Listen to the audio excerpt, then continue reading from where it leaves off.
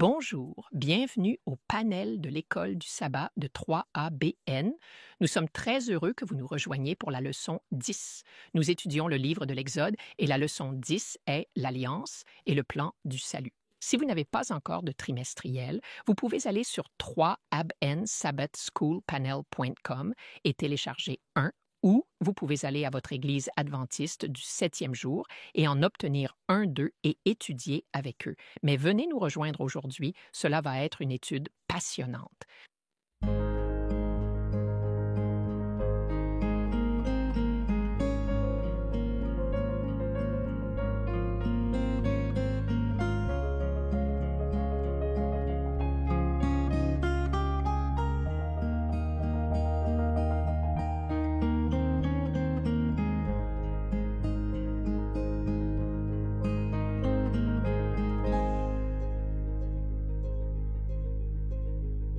Bonjour, je suis Shelley Quinn et nous sommes ravis que vous vous joigniez à nous pour cette étude.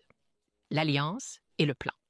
Bienvenue au panel de l'École du sabbat 3ABN. Permettez-moi d'annoncer votre famille qui est sur le panel aujourd'hui, Pasteur James Rafferty. Ravi d'être ici, Shelley. J'ai le cours de lundi qui s'intitule « Voir Dieu ». Oh, merveilleux, Pasteur John Lomacank. Le mien est intitulé « Le pouvoir d'obéir ». Quels sont les défis et pourquoi les humains ont-ils du mal à obéir? C'est une bonne étude, Pasteur John Denze. Merci. C'est une bénédiction d'être ici. J'ai mercredi et nous arrivons au titre, au milieu de son peuple. Amen. Et puis ma sœur en Christ, Jill Morricone. Merci, Shelley. Jeudi, nous examinons Rempli de l'Esprit de Dieu. J'adore ça. D'accord, ça va être une grande étude. Avant de commencer, nous aimerions prier. John Denze, aimeriez-vous prier? Bien sûr. Prions le Seigneur. Notre merveilleux et formidable Père céleste, nous te remercions tellement pour ta grande bonté et ta miséricorde envers nous. Merci pour la bénédiction de pouvoir partager les choses que tu nous as montrées. Mais même maintenant, nous demandons que tu nous bénisses avec ton Saint-Esprit afin que nous puissions prononcer des paroles venant de ton trône de grâce. Nous prions pour une bénédiction sur tous ceux qui écouteront et que tu nous instruises. Nous te le demandons au nom saint et béni de Jésus. Amen. Amen et Amen. Merci, Johnny.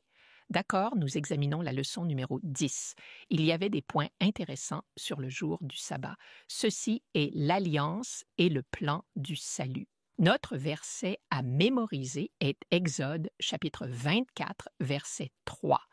Moïse vint rapporter au peuple toutes les paroles de l'Éternel et toutes les lois. Nous comprendrons cela dans un instant. Tout le peuple répondit d'une seule voix. Nous ferons tout ce que l'Éternel a dit. Notre Dieu, notre Créateur, notre Rédempteur, notre Seigneur désire ardemment habiter avec son peuple. Il nous a créés pour la relation.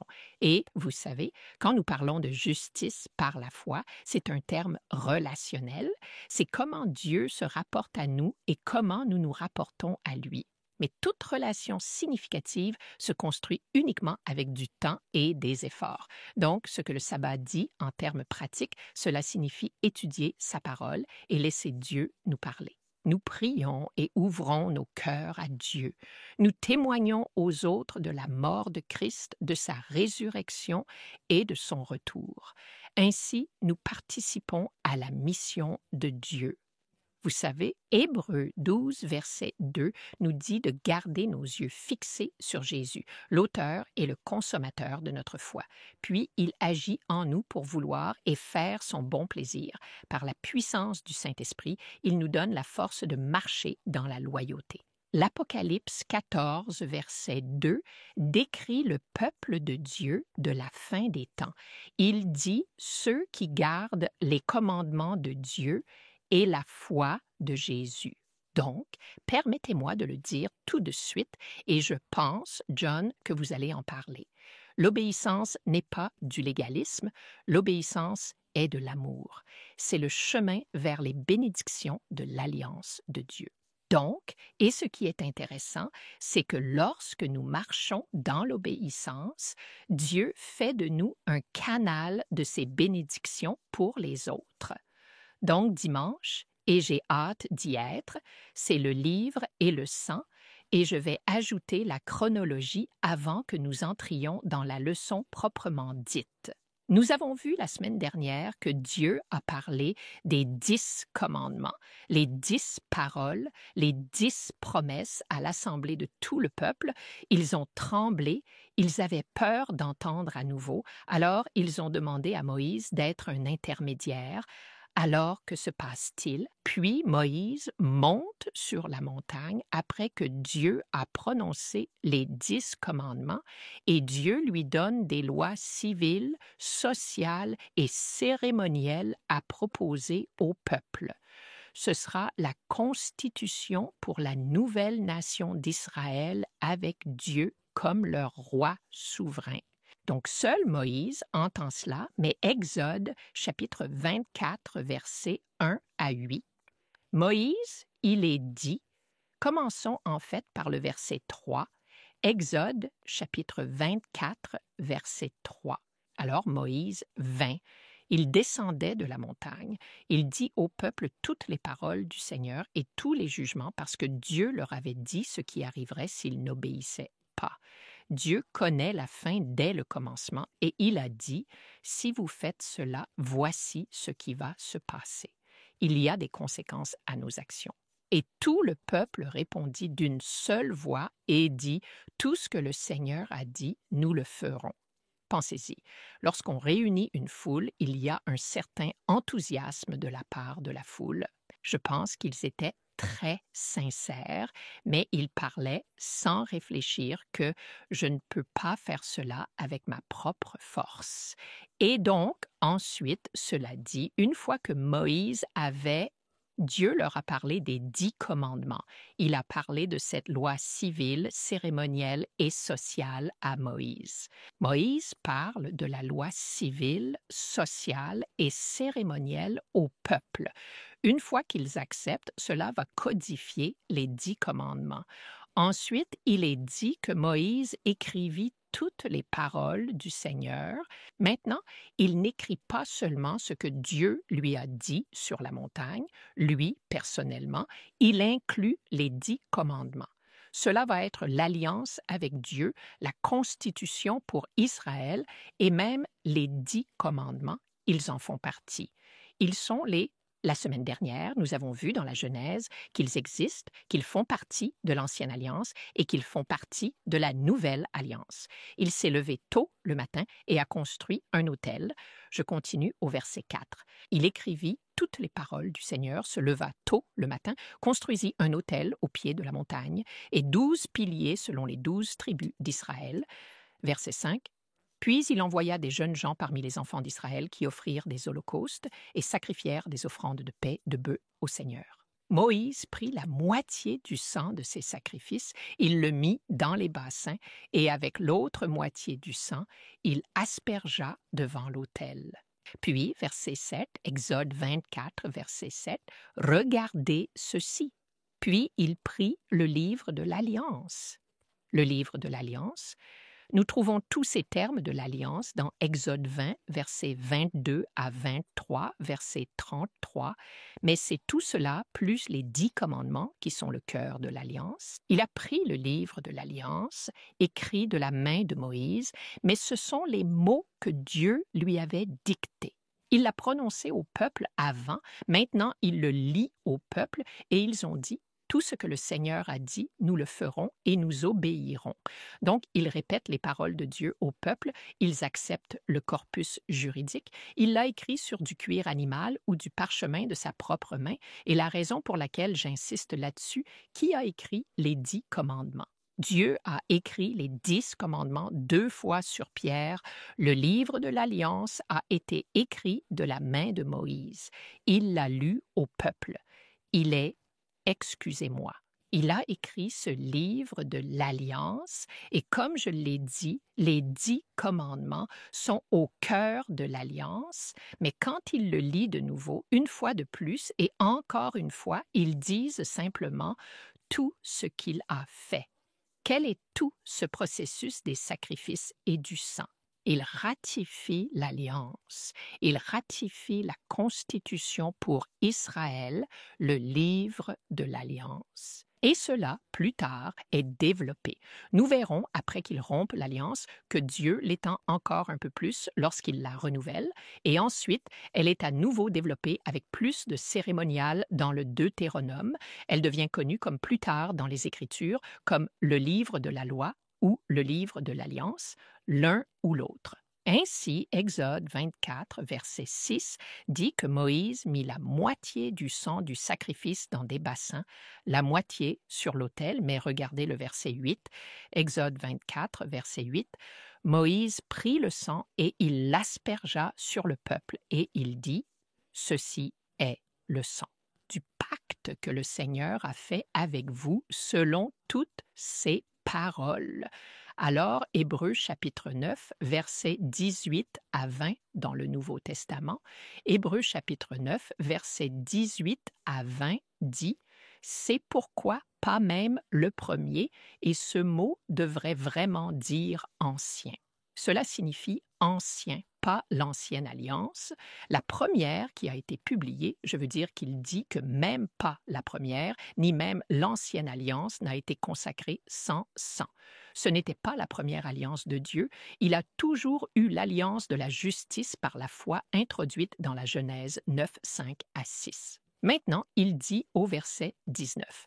Car lorsque Moïse eut prononcé chaque précepte à tout le peuple selon la loi, il prit le sang des veaux et des boucs avec de l'eau, de l'écarlate, de la laine et de l'hysope, et il aspergea à la fois le livre lui-même, c'est le livre de l'Alliance, et tout le peuple en disant, c'est le sang de l'Alliance que Dieu vous a ordonné. Maintenant, dans le Deutéronome, nous voyons que le même livre de l'Alliance est développé davantage et il est placé. Devinez où? Où étaient les 10 commandements? Où Dieu lui a-t-il demandé de les placer à l'intérieur de l'arche? Sous le siège de miséricorde. Devinez où il place le livre de l'Alliance? Dans une poche latérale de l'arche. Voici ce qu'il dit. Deutéronome 31, verset 26. Prenez ce livre de la loi, mettez-le à côté de l'arche de l'Alliance du Seigneur votre Dieu, afin qu'il soit là comme témoin contre vous. Quand Dieu a élargi ce livre de l'Alliance, maintenant appelé livre de la loi et livre de l'Alliance, il a énuméré toutes les bénédictions pour l'observance et toutes les malédictions pour la désobéissance. Et donc, c'est à l'extérieur de l'arche, ce qui montre qu'il a un emplacement temporaire, et cela faisait office de témoin contre eux, leur rappelant « Si vous désobéissez, voici ce qui va se passer. » Mais voici ce que dit la lettre, pas la lettre, le trimestriel, le Dieu vivant de la Bible, le Dieu des relations. L'élément le plus important pour notre Seigneur n'est pas une chose ni un agenda, mais les gens. Dieu porte une grande attention aux gens. Le but principal de ces activités, et c'est pourquoi l'Ancien Testament est si important, lorsque nous voyons 4000 ans d'histoire des interactions de Dieu avec son peuple de l'Alliance, et le Seigneur dit « Je suis le Seigneur, je ne change pas. Jésus-Christ est le même hier, aujourd'hui et pour toujours, et il n'y a pas d'ombre de variation, dit Jacques chapitre 1 verset 17. Mais il dit que le but principal de Dieu est de construire une relation personnelle avec les gens. Dieu est amour. Alors, qu'est-ce que l'amour sans une relation? Il n'y a pas d'amour sans relation. Jésus a dit dans Jean 12, verset 32, « Quand je serai élevé, j'attirerai tous les hommes à moi. » Alors, ce que Dieu fait, et nous allons voir cela dans le sanctuaire, il leur donne le sanctuaire comme une forme physique d'expression théologique et il les dirige vers Jésus. Dieu ne s'intéresse pas seulement à notre comportement éthique, notre juste doctrine, c'est une citation du panel de l'école du sabbat, notre ensemble d'actions appropriées, mais surtout à une relation personnelle et intime avec nous. Amen, Shelley, amen. En fait, nous allons reprendre cela dans la leçon de lundi, voir Dieu, le pasteur James Rafferty ici. Nous reprenons dans Exode chapitre 24 et verset 9. Écoute ça. Alors Moïse Aaron, Nadab, Abihu et 70 des anciens d'Israël montèrent, et ils ont vu le Dieu d'Israël. Alors parlons de la relation avec Dieu. C'était à la base du mont Sinaï. C'est le chapitre 24 de l'Exode. Dieu veut avoir une relation avec nous et il intervient dans nos vies. Il veut se révéler à nous personnellement. Et il ne s'agissait pas seulement de Moïse, pas seulement de Josué. Il y avait Nadab et Abihu. Ils sont mentionnés spécifiquement, ce qui est vraiment puissant et aussi. Et une chose triste alors que nous continuons l'histoire. Et 70 des anciens d'Israël, ils ont vu le Dieu d'Israël. Continuons à lire ici. Et il y avait sous ses pieds comme un ouvrage pavé de pierres de saphir, et comme le corps du ciel dans sa pureté. Et sur les nobles des enfants d'Israël, il ne posa pas sa main. Ils virent aussi Dieu et mangèrent et burent. Alors, non seulement ils ont rencontré Dieu et ont vu Dieu d'une certaine manière, ils ont eu communion avec Dieu. Ils ont mangé et bu. Et le Seigneur dit à Moïse, « Monte vers moi dans la montagne. » Et sois là, et je te donnerai les tables de pierre, une loi et des commandements que j'ai écrits, que tu puisses leur enseigner. Et Moïse se leva, et son serviteur Josué, et Moïse monta sur la montagne de Dieu, et il dit aux anciens, « Attendez ici pour nous jusqu'à ce que nous revenions vers vous. » Ainsi, il y a une relation plus intime que Dieu a avec Moïse. Et Joshua accompagne un peu Moïse, mais c'est Moïse qui entre dans cette intimité. En d'autres termes, il y a des niveaux de relation auxquels nous pouvons entrer avec Dieu, selon Exode chapitre 24. Attendez-nous ici jusqu'à ce que nous revenions vers vous. Et voici Aaron et Hur sont avec vous. Si quelqu'un a des affaires à traiter, qu'il vienne vers eux. Et Moïse monta sur la montagne, et une nuée couvrit la montagne, et la gloire du Seigneur demeura sur le mont Sinaï. Et la nuée le couvrit pendant 6 jours, et le 7e jour, il appela Moïse du milieu de la nuée. Et l'aspect de la gloire du Seigneur était comme un feu dévorant au sommet de la montagne aux yeux des enfants d'Israël. Et Moïse entra au milieu de la nuée et monta sur la montagne. Et Moïse fut sur la montagne 40 jours et 40 nuits. Vous savez, après ce ferme rétablissement, le trimestriel continue en parlant de l'alliance avec Dieu. Moïse, encore une fois, grimpe le mont Sinaï. Au début de son ascension, Moïse n'était pas seul. Il était accompagné de 73 chefs israélites. Pour les chefs, c'était le sommet de leur expérience. Ils ont vu Dieu. C'est ce qu'on appelle une théophanie. Ils ont vu Dieu. Et 2 fois, le texte souligne cette réalité incroyable. Maintenant, ils n'ont pas vu Dieu de la manière dont Moïse a vu Dieu, car la Bible parle de la façon dont Moïse entre dans une relation ou une présence plus intime avec Dieu, au point où son visage brille si intensément qu'ils doivent mettre un voile sur son visage pour cacher cette gloire. Mais nous avons tous ces différents niveaux d'expérience avec Dieu. Vous savez, nous avons des rencontres avec Dieu. Je me souviens quand je suis devenu chrétien, j'ai eu une rencontre avec Dieu. Mais en commençant à aller à l'église et à passer du temps avec d'autres chrétiens, je pouvais dire qu'ils avaient peut-être une relation plus profonde avec Dieu que moi. J'étais un débutant, pour ainsi dire, n'est-ce pas?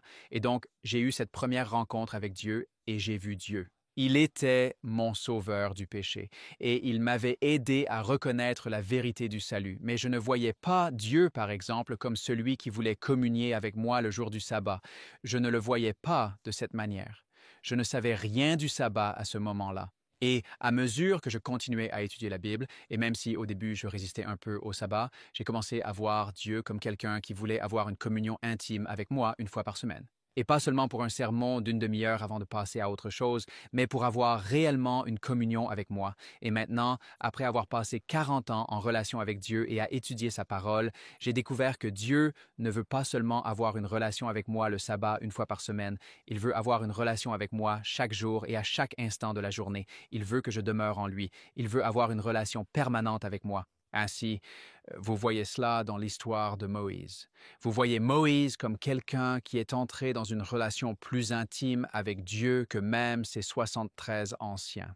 Maintenant, au Moyen-Orient, la leçon trimestrielle continue en disant que pendant les temps bibliques et dans une certaine mesure aujourd'hui, partager un repas était une expérience importante. Cela portait un grand honneur et privilège. Cela offrait le pardon. Cela forme des liens de relation. Vous savez, on ne mange généralement pas intimement avec quelqu'un avec qui on est en désaccord, n'est-ce pas? Et donc, cela impliquait qu'il y avait cette union. Ces moments de crise et d'épreuve les pousseraient à traverser cela parce qu'ils avaient ce lien de communion qui était plus profond et plus significatif que dans ces relations où vous mangez ensemble et buvez ensemble et traînez ensemble. Les familles qui sont en désaccord, laissez-moi dire ceci. Les familles qui sont en désaccord, souvent, vous avez ces réunions de Thanksgiving ou de Noël ou des réunions de vacances et quelqu'un ne se présente pas. Pourquoi quelqu'un ne se présente pas? Parce qu'il y avait peut-être des différences. Ils ne se sentent pas à l'aise. Ils ne veulent pas passer du temps avec le reste de la famille. Donc, manger ensemble implique que vous êtes connectés. Et bien sûr, ma femme, nous avons une grande famille de son côté. Je pense qu'ils étaient 16 oncles et tantes. Et nous avions l'habitude de nous réunir à Bakersfield chaque année et ils louaient un gymnase. Eh bien, pas louer un gymnase. En fait, un des oncles travaillait pour le département scolaire, donc il se retrouvait dans ce gymnase et il y avait tous les cousins, neveux et nièces. Et nous jouions au volleyball et passions un bon moment, tu sais, à Thanksgiving, en nous retrouvant et en apprenant à nous connaître. Et c'est ce que nous voyons dans le livre de l'Apocalypse, qu'il va y avoir ce dernier table du souper de l'agneau et tous les rachetés vont se réunir à cette table de souper et participer ensemble à ce repas que Christ lui-même va nous servir. L'implication ici est énorme. En mangeant ensemble, ils se promettaient l'un à l'autre sans mots que si quelque chose arrivait à l'une des parties, l'autre serait obligé de venir aider. C'est la culture du Moyen-Orient. Et être invité à un repas était un privilège spécial qui n'était pas offert à tout le monde. Nous voyons cette image dans le livre de l'Exode en rapport avec Dieu et les 73 anciens. Il les invite comme il nous invite. Encore une fois, nous voulons passer à l'Apocalypse. Nous voulons faire des parallèles ici. Dans l'Apocalypse chapitre 3, verset 20, Jésus-Christ frappe à la porte. C'est une représentation symbolique de lui frappant à la porte de nos cœurs. Il veut que nous l'invitions à entrer. Et il dit que si tu ouvres la porte, je vais entrer et faire quoi?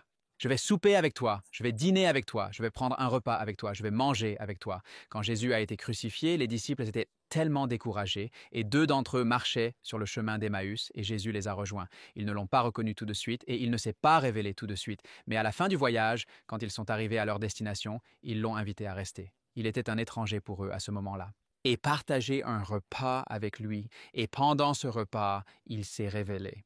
Et Dieu nous appelle régulièrement à prendre ce que nous appelons la Sainte Seine, à participer à la chair et au sang de Jésus-Christ, ce qui est symbolisé dans le chapitre 6 de Jean comme participant à sa parole, participant à lui et au salut qu'il nous offre par son sang versé et par sa vie. Maintenant, tragiquement, le trimestre continue en disant « Certains des hommes qui étaient montés avec Moïse sont ensuite tombés dans le péché et ont perdu la vie. » Et nous voyons cela dans Lévitique chapitre 10, versets 1, 2 et 9. Même s'ils avaient eu une expérience profonde avec Dieu, ils n'ont pas été transformés ou convertis par cette expérience. Et cela, malheureusement, c'est très possible. Quelle leçon puissante sur la façon dont la possession de la vérité et les privilèges sacrés que nous avons ne signifient pas automatiquement conversion. Ayant vécu ce qu'ils ont vécu, ces hommes auraient dû être les derniers à faire ce qu'ils feraient plus tard, tragiquement. Et puis le trimestriel dit, nous devrions nous attarder un peu plus sur les histoires de ces hommes privilégiés et sur la façon dont cela s'est produit. Et donc, je veux vous encourager à lire 2 chapitres dans le Nouveau Testament, dont l'un qui nous relie directement à cette histoire, et c'est Jude. Jude est un chapitre à lui seul. C'est juste un chapitre juste avant le livre de l'Apocalypse. Et ensuite, 2 Pierre, chapitre 2. Ces 2 chapitres sont parallèles avec l'Apocalypse, avec Daniel, avec Matthieu 24, Marc 13, Luc 20 et 1. Ce sont des chapitres sur la fin des temps et ils sont vraiment importants pour nous à étudier car ils expliquent comment nous nous éloignons de cette relation avec Christ à cause de notre connaissance. La connaissance peut être l'une des choses les plus dangereuses que nous puissions posséder. La connaissance de la vérité peut être l'une des choses les plus dangereuses que nous puissions posséder. Lucifer se tenait dans la présence de Dieu. Il avait toute la connaissance nécessaire pour être un disciple de Dieu, pour être un adorateur de Dieu. Et pourtant, il s'est rebellé contre Dieu parce que la connaissance n'est pas restée dans le cœur, dans une relation de cœur avec Dieu. Et c'est ce que nous voyons ici dans Jude. C'est ce que nous voyons ici dans 2 Pierre. Et c'est ce que nous voyons ici dans l'histoire de Moïse. Et une des choses que Moïse fait avec tant de puissance est qu'il exale l'esprit de Jésus-Christ dans son humilité. Il s'humilie à de nombreuses reprises, même devant ceux qui l'accusent faussement, et il cherche toujours l'aide de Dieu. Maintenant, une fois, il a failli glorifier lui-même, mais même après cela, il revenait toujours à Dieu et lui remettait son cœur. C'est ce dont nous avons besoin, amis. Nous avons besoin de cette pleine soumission. Pas seulement une connaissance de la vérité, mais une soumission à Jésus-Christ du cœur. Amen. Donc, ce que vous dites, c'est que la connaissance, si elle reste simplement dans notre tête, ne nous sert à rien. Nous l'avons. On nous dit de grandir dans la grâce et la connaissance du Seigneur. Alors, nous la mettons dans notre cœur et la mettons en pratique. Maintenant, nous allons avoir un moment de mission de 3 ABN. Nous revenons tout de suite. Bonjour, je suis Greg Morricone. Je suis tellement heureux que vous m'ayez rejoint pour un moment de mission de 3ABN. Wynne vit à Bâton Rouge, en Louisiane, et sert comme ancien dans une église adventiste du 7e jour, mais la vie n'a pas commencé de cette façon. Enfant, sa mère était catholique et son père baptiste. Alors, ses parents ont fait un compromis en l'emmenant à une église méthodiste à la place. Déconcerté par leurs différentes croyances doctrinales, le jeune Wynne a décidé de les accompagner à l'église pendant 2 heures le dimanche, puis il serait libre de vivre sa vie. À cause de cela, il n'a jamais développé une véritable relation avec Jésus, ni même lu sa Bible. À 16 ans, Wynne a commencé à boire de l'alcool, et au moment où il est entré à l'université, il s'est plongé dans le monde à pieds joints. Après avoir obtenu son diplôme, il dit qu'il a essayé en vain de combler le vide en forme de Dieu en lui avec des choses. D'abord, c'était son travail de parajuriste, mais il n'a pas fallu longtemps avant que l'alcool devienne également une priorité. Puis, il a rencontré et est tombé amoureux de la femme qui allait devenir son épouse, et elle se trouvait être adventiste du 7e jour. Sachant qu'elle ne buvait pas, il fit de son mieux pour cacher son alcoolisme, mais bientôt cela devint incontrôlable. Cependant, la vie de Wynne allait changer de manière très significative et je vous raconterai comment tout cela s'est passé dans le prochain 3ABN Mission Moment. Que Dieu vous bénisse aujourd'hui. J'ai oublié de vous dire, lorsque je vous ai accueilli pour la première fois, que si vous souhaitez une copie de nos notes individuelles, vous pouvez aller sur 3abnsabbathschoolpanel.com, cliquer sur le lien et télécharger nos notes, qui sont souvent une extension de la leçon. Et vous savez, je voulais vous remercier tous pour vos prières et votre soutien financier. Si vous n'êtes pas un soutien de 3ABN, mais que le panel de l'École du sabbat vous apporte des bénédictions, nous vous encourageons à prier et à demander au Seigneur. Même 10, 20 $ par mois, c'est ce qui nous permet de rester à l'antenne, donc nous vous remercions beaucoup. Maintenant, pasteur John Lomakang. Le mien est le pouvoir d'obéir. C'est mardi. Je veux commencer par Ézéchiel 36 parce que le pouvoir d'obéir est quelque chose qui a tant de facteurs liés à cela. Je veux d'abord insérer le facteur divin parce que le Seigneur ne nous demande jamais de faire quelque chose sans nous donner le pouvoir de l'accomplir. Si souvent nous pensons à l'obéissance comme à quelque chose pour lequel nous devons serrer les dents et aller à contre-courant de notre nature et simplement le faire. Non, mais le Seigneur nous donne le pouvoir de le faire. Dans la vision de la vallée des ossements desséchés, dans Ézéchiel 36, nous trouvons ces mots lorsque le Seigneur rassembla les os et commença à reconstruire ce qui semblait être sans espoir. Et parfois, l'obéissance semble être une chose sans espoir si vous êtes parent. Si vous êtes un employé, vous pourriez être le chef d'un département, vous pourriez être un directeur d'entreprise, vous pourriez être une personne qui a beaucoup d'employés sous son autorité et vous pourriez penser, « Wow, comment puis-je les amener à respecter le livre de code ou le manuel de notre entreprise? » Et vous pourriez penser, « Ils ne l'obéiront jamais parce qu'il y a quelque chose qui ne va pas. » Mais quand il s'agit de l'obéissance chrétienne, le Seigneur nous donne le meilleur facteur. Voici ce que dit Ézéchiel, Ézéchiel 36, 26 à 28. « Je vous donnerai un cœur nouveau et je mettrai en vous un esprit nouveau. Je retirerai le corps de pierre de votre chair et vous donnerai un corps de chair. Je mettrai mon esprit en vous, et voici le mot, je vous ferai marcher selon mes ordonnances. Vous garderez mes jugements et les pratiquerez. Alors vous habiterez le pays que j'ai donné à vos pères. Vous serez mon peuple et je serai votre Dieu. » Et donc, pour moi, c'est l'un des plus grands défis dans le monde chrétien en ce qui concerne la sanctification. C'est la raison pour laquelle la doctrine du « une fois sauvé, toujours sauvé » est si populaire, car elle va à l'encontre de la nature humaine. Ils pensent d'une manière ou d'une autre que c'est une œuvre qu'ils doivent accomplir, et tant qu'ils ne peuvent pas la réaliser, ils ne peuvent tout simplement pas être sauvés. C'est une mauvaise conception. La sanctification est le pouvoir de Dieu nous transformant, car c'est Dieu qui agit en nous pour vouloir et pour faire selon son bon plaisir. Mais ce n'est pas seulement l'œuvre de Dieu, c'est une œuvre autonome, c'est un travail auquel nous collaborons avec lui. Nous soumettons à lui et il est la puissance qui agit en nous, comme Jacques en a parlé, ce pouvoir de communion. Mais la question est, pourquoi l'obéissance est-elle difficile pour les humains? J'ai trouvé cet article, je veux juste le porter à votre attention. Il souligne les 3 facteurs qui rendent l'obéissance difficile. L'un d'eux est le facteur psychologique. Mais cela dit tout d'abord sur l'obéissance est un aspect fondamental de diverses religions, cultures et structures sociétales. Divers facteurs contribuent à la difficulté de l'obéissance, englobant des dimensions psychologiques, sociales et éthiques. Regardons un instant le côté psychologique.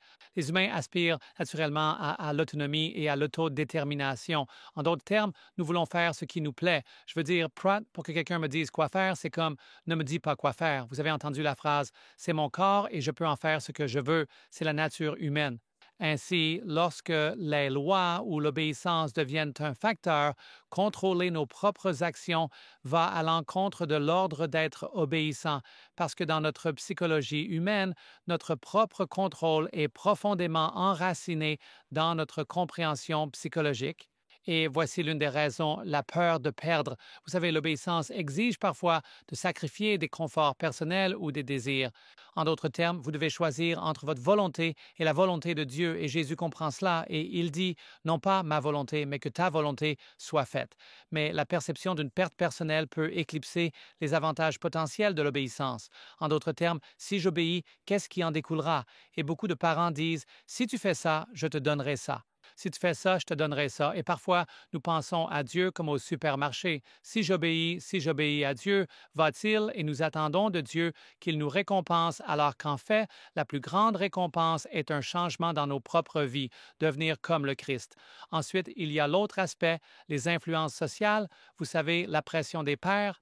Les gens disent, les apprenants ne comprennent tout simplement pas, tu n'as pas envie de faire. Eux, ce sont des ringards, ils ne comprennent pas vraiment. C'est juste le pasteur, il parle toujours comme ça. Je veux dire, c'est une autorité religieuse. Ne fais pas ce qu'il demande, fais ce que tu veux. Et les pressions sociales dans notre société aujourd'hui font que les gens se sentent sceptiques face à une figure d'autorité. Alors ils disent, tu sais, il va toujours dire ça. Et ils l'ignorent et ils perdent le bénéfice de l'obéissance. Puis, il y a la considération éthique qui apporte des dilemmes moraux. L'obéissance peut parfois entrer en conflit avec la morale personnelle et les croyances éthiques. Certaines personnes pourraient dire, ce n'est pas comme ça que j'ai été élevé. Tout d'un coup, ils lisent dans la parole de Dieu quelque chose qui ne faisait pas partie de leur éducation et ils disent, je ne peux pas faire ça. Ils ont encore une fois échoué à voir qu'il y a un facteur divin. Choisir entre obéissance et préférence personnelle conduit parfois à cette lutte intérieure. Donc, la leçon souligne comment l'obéissance se manifeste. Exode 19, verset 8, parce qu'à 3 reprises différentes, les Israélites ont déclaré avec ferveur qu'ils obéiraient à Dieu. Et je pense que Shelley l'a souligné et je veux le réitérer. Exode 19, verset 8. Alors tout le peuple répondit ensemble et dit, « Tout ce que le Seigneur a dit, nous le ferons. » Moïse rapporta donc les paroles du peuple au Seigneur. Et je peux imaginer le Seigneur disant, « Vraiment, ils viennent juste de sortir d'Égypte, tout d'un coup, ils vont faire ce que je veux qu'ils fassent? » Non. Ce facteur de sortir des moules de notre passé en conflit avec l'obéissance de notre présent et de notre futur doit dépasser toutes ces habitudes enracinées, les tendances héréditaires, l'environnement dans lequel vous avez été élevé. Et vous pourriez avoir les meilleures intentions, mais vous reconnaissez quand vous commencez, comme Paul dit, « Ce que je veux faire, je ne peux pas le faire. » Ce que je ne veux pas faire, c'est ce que je continue à pratiquer. Ô misérable que je suis, qui me délivrera? Le Seigneur le fera, mais ces facteurs sont clairement là. Alors fais attention, comme le dit le sage Salomon, ne laisse pas ta bouche pousser ta chair à pécher. En d'autres termes, ne faites pas une déclaration lorsque c'est uniquement basé sur votre capacité humaine à l'accomplir. Dites, je peux le faire, et puis tout d'un coup, vous échouez dès la première tentative de l'accomplir. Exode 24, 3, la Bible dit, « Alors Moïse vint et rapporta au peuple toutes les paroles de l'Éternel et tous les jugements, et tout le peuple répondit d'une seule voix et dit encore, « Toutes les paroles que l'Éternel a dites, nous les ferons. » Eh bien, vous connaissez l'histoire, ils sont tous sortis, ils ont tous été baptisés dans la mer, ils étaient tous dans Moïse, ils ont mangé le même pain spirituel et ont bu l'eau spirituelle qui était Jésus-Christ.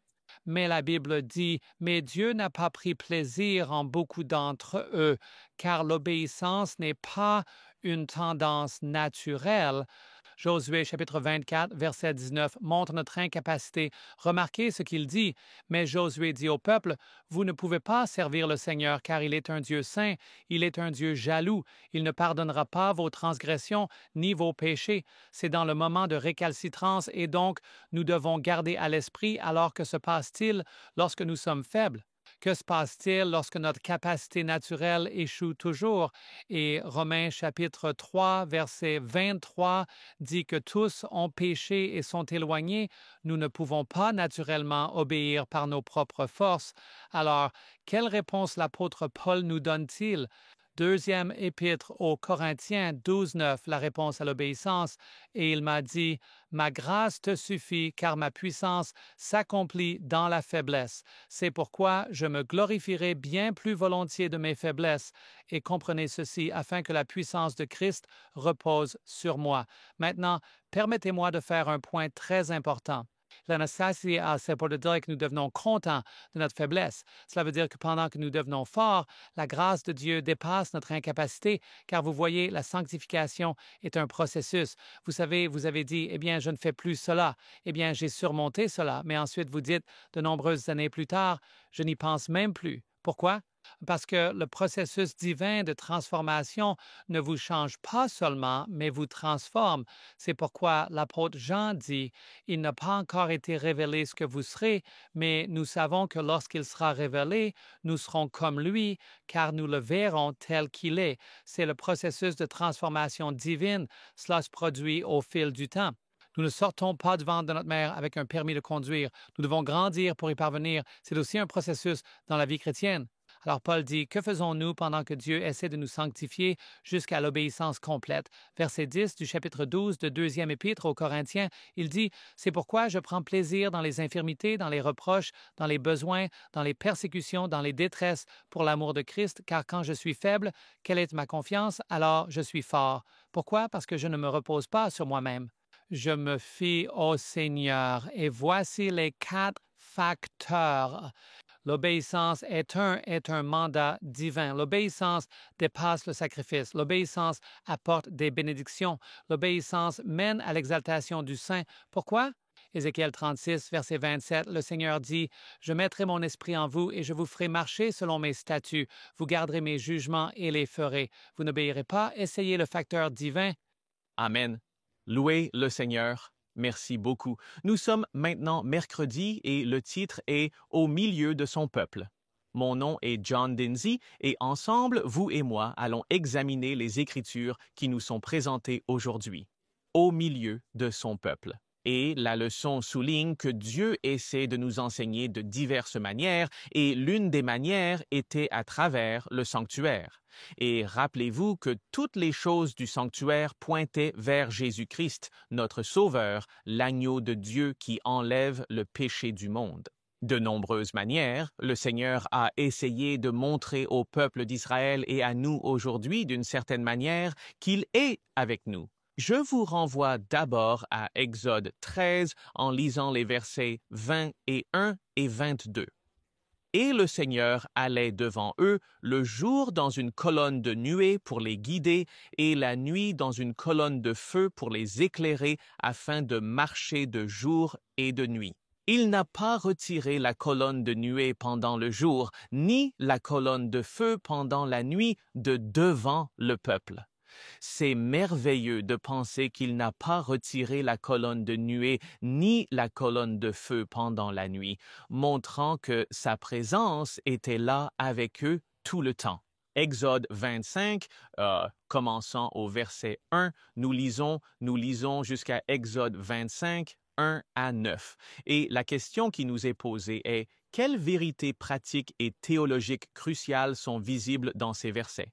Dans Exode 25, en commençant au verset 1, l'Éternel parla à Moïse et dit, « Parle aux enfants d'Israël, qu'ils m'apportent une offrande. Vous prendrez mon offrande de tout homme qui la fera de bon cœur. » C'est un message très important pour nous. Dieu veut que nous lui offrions une offrande de bon gré.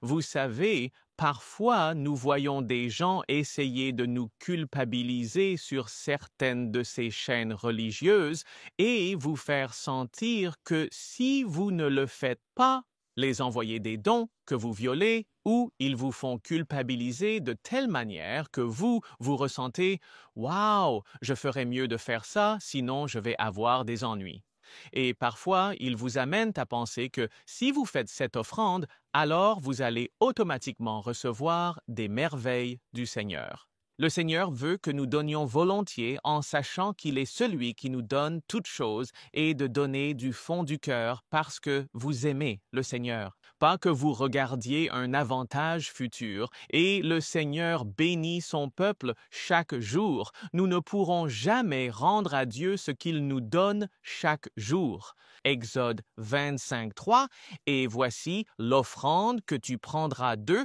de l'or, de l'argent et du bronze, du fil bleu, pourpre et écarlate, du fin lin et des poils de chèvre, peau de bélier teinte en rouge, peau de phoque et bois d'acacia, huile pour la lumière et épices pour l'huile d'onction et pour le parfum agréable, pierre d'onyx et pierre à enchâsser dans l'éphod et dans le pectoral. Et qu'il me fasse un sanctuaire pour que je puisse demeurer parmi eux.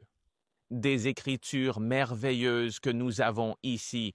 Le Seigneur veut habiter au milieu de son peuple. Et c'était le but du sanctuaire, en plus des autres facteurs qui nous sont présentés.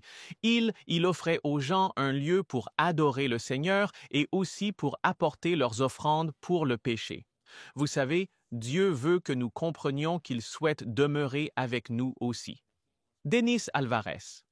Je vais lire le verset 9 avant de passer à des commentaires supplémentaires. Dans Exode 25:9, « Selon tout ce que je te montre, le modèle du tabernacle et le modèle de tout son mobilier, c'est ainsi que tu le feras. » Dieu voulait que ces instructions soient suivies dans les moindres détails pour être faites selon le modèle. Et ce modèle est celui du ciel, le sanctuaire céleste.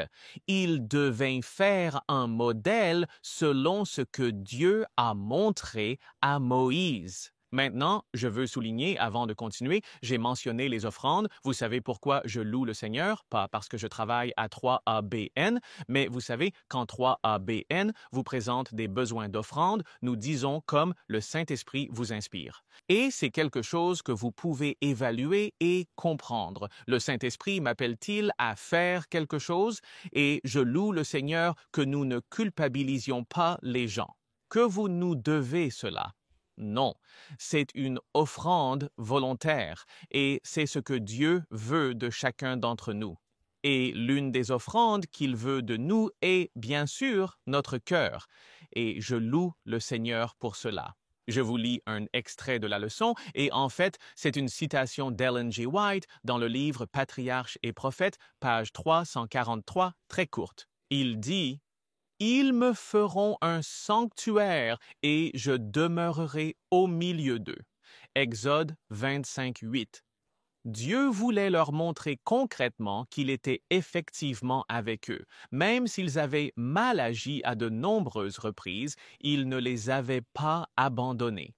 Et après qu'ils ont été à nouveau pris en faveur avec le ciel, oui, le sanctuaire était une preuve tangible. Je suis avec vous. Vous savez, c'est incroyable quand on y pense. Le peuple d'Israël avait un grand privilège. Il pouvait pratiquement regarder le sanctuaire et dire « Wow, il est là, il y a ce nuage. » C'est toujours là. Levez-vous le matin, il y a ce nuage, et avant d'aller vous coucher le soir, il y a cette colonne de feu. Je peux me coucher tranquillement, en paix, en sachant que Dieu est avec nous. Il y a des choses merveilleuses, des leçons merveilleuses pour nous dans les Saintes Écritures.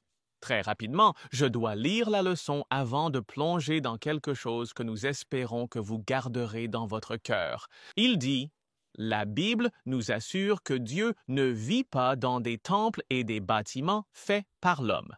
Acte 7, 47 à 50, parce qu'il est plus grand que le ciel des cieux et le ciel ne peut le contenir. Paul à l'Aréopage, à Athènes, déclare « Le Dieu qui a fait le monde et tout ce qu'il contient est le Seigneur du ciel et de la terre et n'habite pas dans des temples faits de mains d'hommes. » Acte 17, 24. De plus, le roi Salomon déclare « Mais Dieu habitera-t-il vraiment sur la terre ? Voici, le ciel et les cieux des cieux ne peuvent te contenir, combien moins cette maison que j'ai construite. » Premier livre des rois, 8, 27, le sanctuaire devait être l'endroit où Dieu manifesterait sa présence parmi eux. Il s'y est adapté d'une certaine manière. Maintenant, c'est très intéressant ce que nous trouvons dans les Écritures. En gardant le thème que Dieu veut habiter au milieu de nous, je vous renvoie à Matthieu chapitre 28, versets 19 à 20. Remarquez ceci. Allez donc, faites de toutes les nations des disciples, les baptisant au nom du Père et du Fils et du Saint-Esprit. Enseignez-leur à observer tout ce que je vous ai commandé. Et remarquez, et voici, je suis avec vous tous les jours jusqu'à la fin du monde. Et cela se termine par Amen. Et vous devriez dire Amen aussi. Louez le Seigneur pour cela. Donc, Jésus essaie de nous dire, je suis toujours avec vous. Je suis toujours avec vous. Remarquez Matthieu 18, verset 20. Car là où 2 ou 3 sont assemblés en mon nom, je suis là au milieu d'eux. Encore une fois, Jésus veut que nous comprenions qu'il est toujours avec nous. Que pensez-vous du verset que vous avez déjà entendu? Apocalypse chapitre 3, verset 20.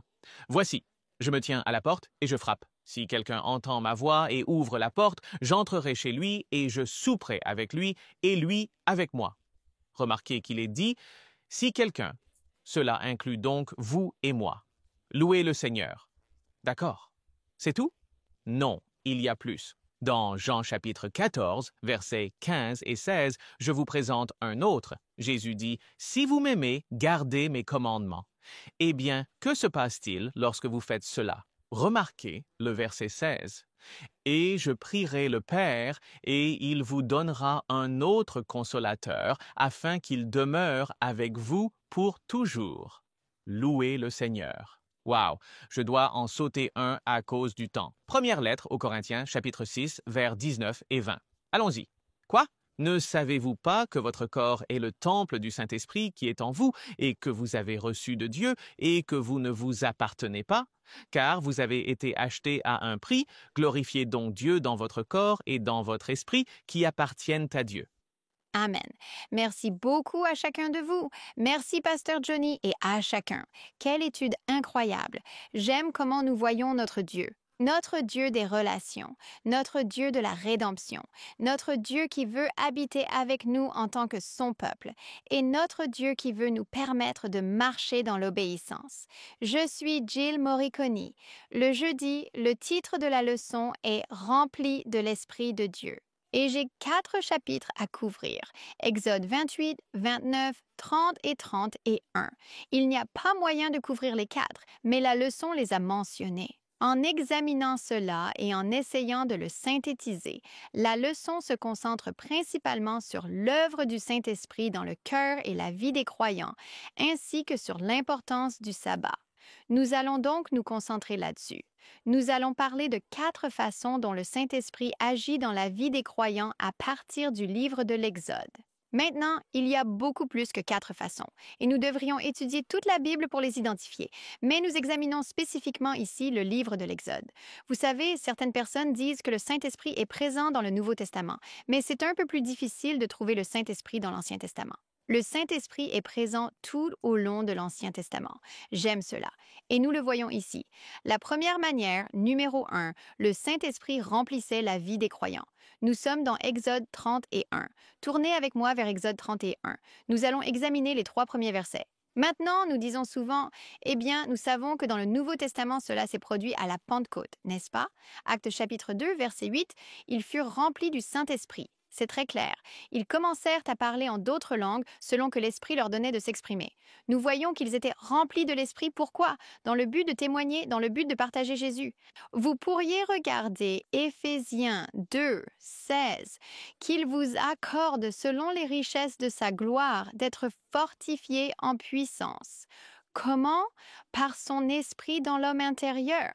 Le Saint-Esprit est lié à la force spirituelle, à la victoire et au pouvoir de surmonter dans la vie du croyant. Mais nous examinons le Saint-Esprit dans l'Exode. Alors regardons l'Exode chapitre 31, versets 1, 2 et 3. Puis l'Éternel parla à Moïse en disant « Regarde, j'ai appelé par son nom Bézalel, fils d'Uri, fils de Hur, de la tribu de Juda, et je l'ai. » Quel est ce mot? Rempli de l'Esprit de Dieu, en sagesse, en compréhension, en connaissance, en toute forme d'ouvrage. Ce mot esprit-là, ruach, est utilisé pour le Saint-Esprit dans l'Ancien Testament en hébreu, également utilisé pour le vent ou le souffle. Cela correspond dans le Nouveau Testament au mot grec pneuma, et je pense à Jésus parlant à Nicodème là-bas dans Jean chapitre 3. Que dit-il dans Jean chapitre 3, verset 8? Le vent pneuma souffle où il veut, et tu ne sais pas d'où il vient et où il va. Ainsi en est-il de quiconque est né de l'Esprit. Pneuma. Là encore, le même mot en grec, ou dans ce cas ruach, mot hébreu, peut être utilisé pour le Saint-Esprit, peut aussi être utilisé pour vent ou souffle. La première fois que nous voyons ce mot pour l'Esprit de Dieu utilisé dans l'Ancien Testament est dans Genèse chapitre 1, verset 2. On dit « Eh bien, le Saint-Esprit n'est pas présent dans l'Ancien Testament. Il est dans le tout deuxième verset de la Bible. » Genèse 1, verset 2. Et l'Esprit de Dieu, il y a encore ce mot ruach. L'Esprit de Dieu planait au-dessus de la surface des eaux, Saint-Esprit présent à la création. Dans Genèse 41, il est question de Joseph. Verset 38, Pharaon dit à ses serviteurs, « Pouvons-nous trouver un homme tel que celui-ci, un homme en qui est l'Esprit de Dieu? » Cela signifie que le Saint-Esprit avait pris résidence dans la vie de Joseph. Et cela était évident même pour Pharaon lui-même. Donc ici, pour Bézalel, peu importe comment vous prononcez son nom, l'Esprit de Dieu, le Saint-Esprit, l'avait rempli pour un travail spécial. Il était investi pour le service et doté de créativité et de compétences. Vous savez ce que cela me dit? Le Saint-Esprit nous remplit pour témoigner, oui. Le Saint-Esprit nous remplit afin que nous puissions être renforcés dans notre parcours spirituel et pour la victoire sur le péché, comme le pasteur John l'a dit avec obéissance. Mais le Saint-Esprit nous donne des dons spirituels.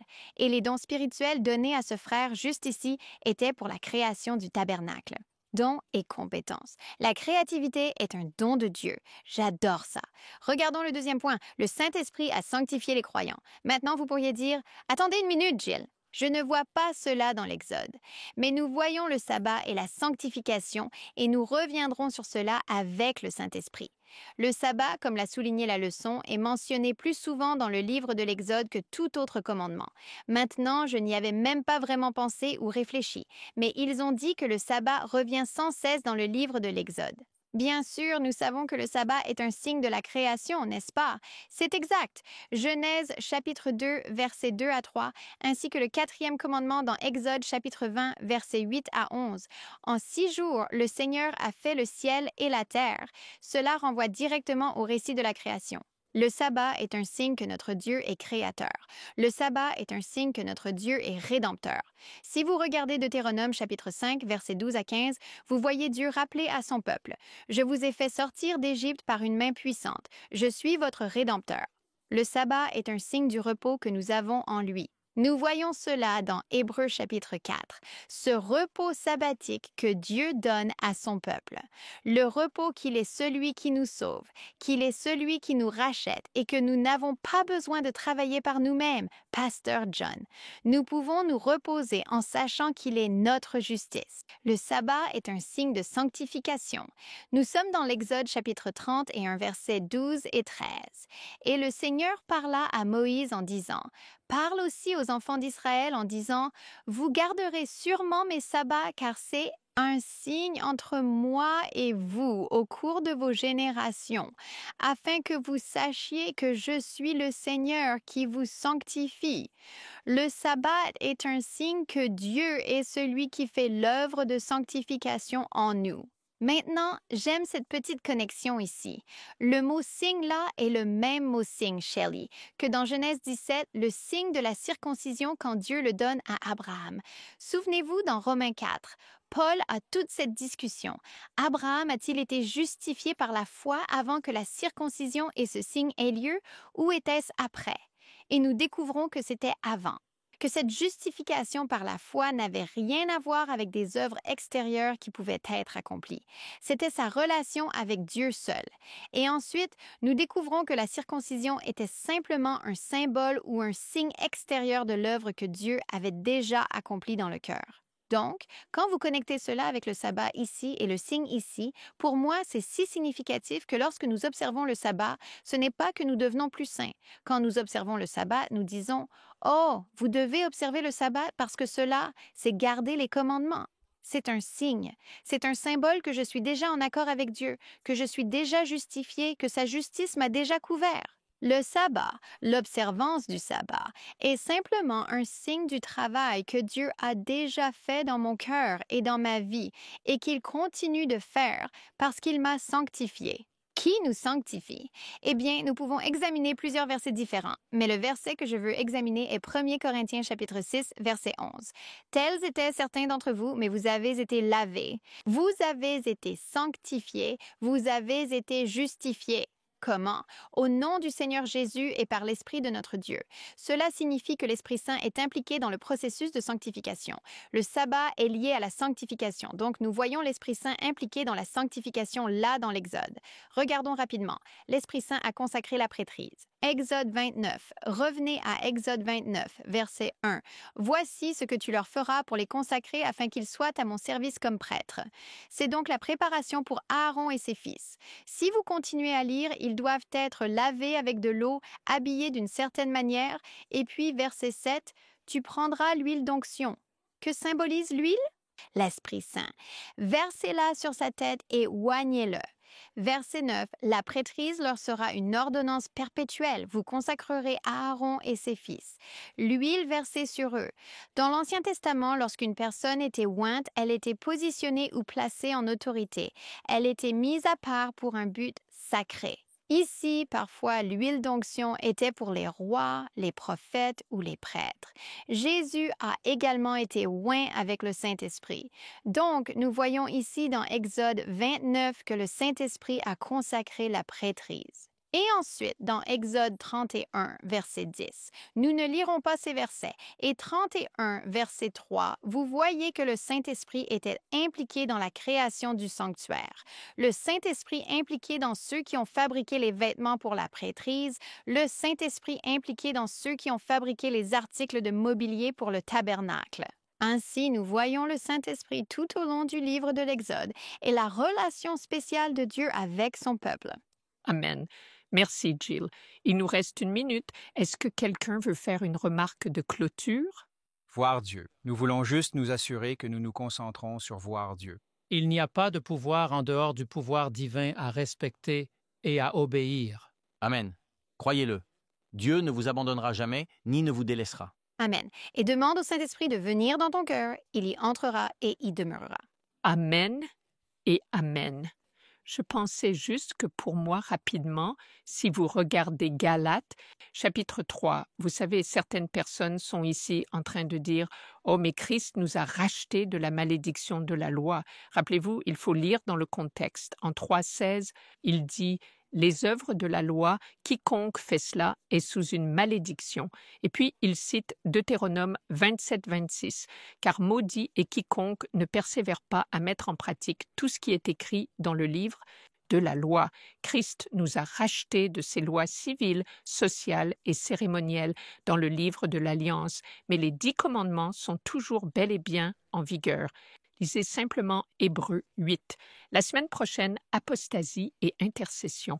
Nous espérons que vous nous rejoindrez. Ce sera une autre merveilleuse leçon. Que Dieu vous bénisse.